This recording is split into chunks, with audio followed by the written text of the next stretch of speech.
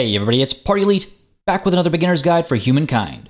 Today we're doing a quick set of tricks that can make a world of difference to a playthrough, from little buttons and switches to somewhat major bits of inclarity. I saw quite a few suggestions for topics in the comments of my previous guide video. Keep them coming, as I've got many more videos planned after this one that I'll start tackling topics in more depth. Don't hesitate to subscribe for that, and don't hesitate to join the Discord linked in the description down below as well. Now, without any more time to waste, let's look at 8 tricks you have to know. The Wondrous Effect. Luxury and strategic resources can be extracted using extractors at outposts and cities. While they all have their benefits listed clearly, it's easy to miss that luxury resources provide extra benefits under the term Wondrous Effect. If you're taking advantage of half the total number of deposits of a luxury resource in the world, i.e. you have a monopoly over it, and you have the luxury manufactory built over one of its deposits, you'll gain access to its wondrous effects.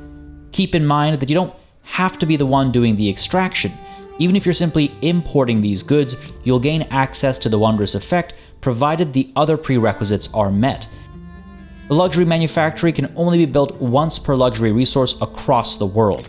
This means that if somebody out there has already built a luxury manufactory on top of, say, gold, you won't be able to do so yourself. And here's something that might come as a bit of a surprise, actually, but the Hanging Gardens Cultural Wonder acts as a luxury manufactory for the resource on top of which it is built, even if you don't control the majority of said resource. Not entirely clear by its description, but having access to a wondrous effect in earlier stages of the game can make quite a difference in getting a leg up in either growth, production, wealth, or technological advancement. Trust Auto-Explore. Set your units to auto-explore without hesitation. Sometimes they'll need your help navigating, especially when land troops are traveling across bodies of water, but they have an uncanny ability to scope out pickups in the early eras, including the ones you need to leave the ancient era in the first place.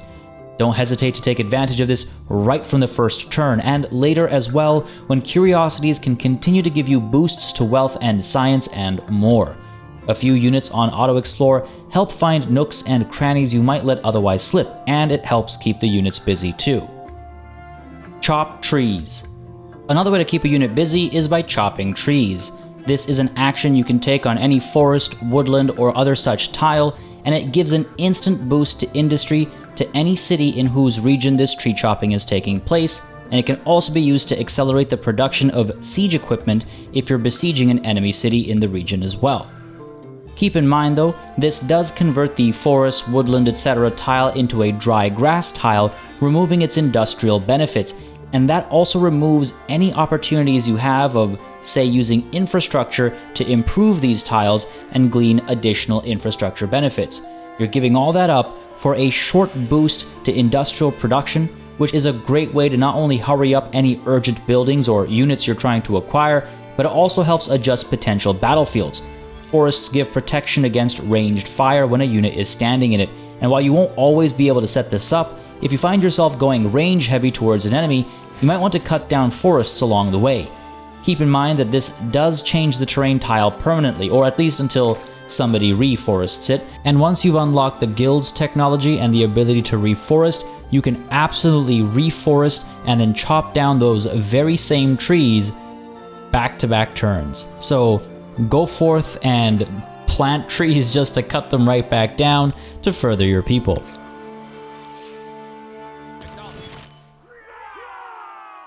Trapped in foreign lands. It's not unusual to have your units end up trapped in enemy territory when a region is claimed and turned into or attached to a city, especially in the earlier eras. If you find yourself in this unfortunate situation, any units in foreign territory will slowly lose health over turns and ultimately die if left in this state for long enough. You might think all hope is lost in escaping, since anywhere you try to move, the game says you have to declare war. If your move order ends inside foreign territory, this is true, but if your move order ends outside foreign territory, you'll not have any trouble making your way out. The other option is to try and get an open border policy going, but it's much easier to simply take the long way out. Again, just make sure your move order destination is outside foreign soil, and no matter how many turns it'll take to get there, you'll be allowed to move. You're basically telling this foreign entity that, hey look, we're making our way out, this is not an act of aggression, You don't have to declare war, but they might still be upset about the trespassing. Population redistribution. Do you have one city that's absolutely massive and super capable while another is paltry in comparison, barely able to keep itself afloat? Population can be a big contributor to that, and if you find yourself in desperate need of more people to support the food, industry, money, and science production in one city rather than another, you can recruit units at the larger city to remove people from its population pool, and then disband those units within the city limits of the smaller city to add to the population pool there. Keep in mind that you can disband the unit anywhere within a city to add to its population. That includes the city tile itself, the terrain it's exploiting, or the very edge of the region it controls, whether it's the original region the city was established in, or an outpost that was later attached to it. You might be wondering why you'd want to do this forced migration. Well, it can help boost the growth rate of a fledgling city established later in the game. It can help more quickly produce things out of the build queue of said cities, and it can give access to troops further and faster through daisy chaining if you can afford it. Recruit a unit in one city, close to the border with another city at a spawn point, disband it just over the border to add to the population of the second city, and then re-recruit it at another land unit spawn point at the border close to, say, a war front. Now, this can be expensive if you're rushing all these recruits out, but in a pinch, it can help you bring troops to the front without sacrificing population at a city that's already low in number, and it can help your troops move a lot faster than they otherwise could, especially in the earlier eras. Now, one thing to consider as well is, at times, mass recruitment drives will cause a massive population loss in a city because it's close to the front, you want to recruit units there, and this is another reason to depopulate an otherwise safe city where you weren't recruiting troops from to again repopulate the city that's been losing a lot of its population to the army. Draft to stop starvation. God, these headings are starting to sound really dark, but yes, if people in a city are starving, you can recruit a soldier or two to prevent the starvation and the loss of population.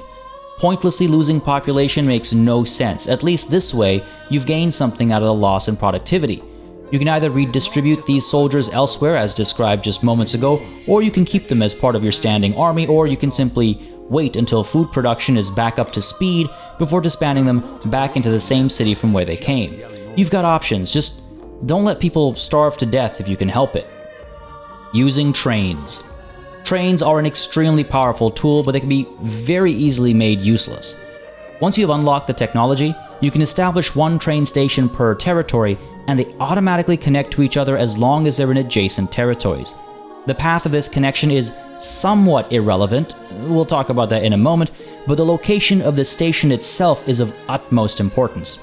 When using trains, your units have to start at one station and end at another.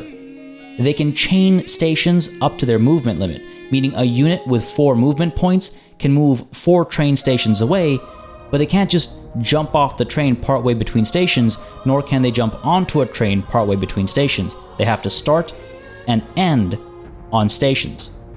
If they try to move to a point between stations, they'll first have to get off the train at the closest station and then march to that point. This is why the placement of these stations is very important. Don't simply put them down without due consideration of where you might actually need troops to be available. Keep them spread out, but make sure the station itself is at a crossroads of sorts, so when units arrive there, it's not like they're in the middle of nowhere. A word of warning though, as I was saying earlier, the path of the connection does have some importance. If anything blocks the tracks themselves, your units won't be able to use them. So if you have 2 stations, but a friendly, neutral, or enemy unit is standing on a single tile of tracks connecting them, the whole section is useless, and your units will march on foot instead of using the train. You can use this to your advantage, of course. Standing on your enemy's tracks with a single lowly unit will completely eliminate the value of that infrastructure they invested in. Protect yourself from such mistreatment by placing stations in a way that keeps tracks away from undefended borders. Find that sweet middle ground between a quick response and no response at all. The Expansionist Affinity Ability. This one's a weird one, so I thought it'd be worth explaining how to use it. Just as a reminder, every culture has an affinity, and every affinity has a passive and an active ability. The Expansionist's active ability allows you to, well, claim another culture's territory as your own. This is a pretty powerful move, as you can imagine, so it takes a fair bit of effort to execute. First, you need a unit on a foreign outpost or administrative center during peace. You cannot do this to cities, but you can do it to any outpost or any outpost that has been attached to a city. That's what an administrative center is. It's an outpost that's been attached to a city. Since your passive affinity ability means you can always trespass without having to declare war, you don't really need to worry about borders, but you will upset the people you're trespassing against, generating grievances that they can use to push demands and war. You need to stay at this location for about 5 or 6 or so continuous turns, so hope that war isn't declared or that you're not otherwise thrown back, because this has to be uninterrupted. It doesn't hurt to send in reinforcements just in case, but once the time limit is up, the territory will be annexed, and you can bet more grievances will be triggered as well, and you will have a turn of cooldown on the ability too, but after that turn you can move on to the next outpost or administrative center and claim it for yourself as well. This is a very powerful ability. It has a couple of steps to it, and I've seen a lot of people asking questions about it and seeing a fair bit of lacking clarity with regards to this affinity ability, so I thought I'd give it a little explanation here. But there you have it. A few quick tricks to keep in mind as you continue pushing humankind through the ages. I'll be back with more in-depth topics going forward, but as I said before, leave your questions and requests in the comments down below, and don't hesitate to subscribe and maybe join the Discord linked below to join a massive and fantastic community. As always, folks, a massive thanks goes out to all of the channel members and patrons who've been supporting the channel on a monthly basis. Y'all keep us alive and running smoothly, and of course a big ol' thanks goes out to each and every one of you for watching. Until next time, cheers.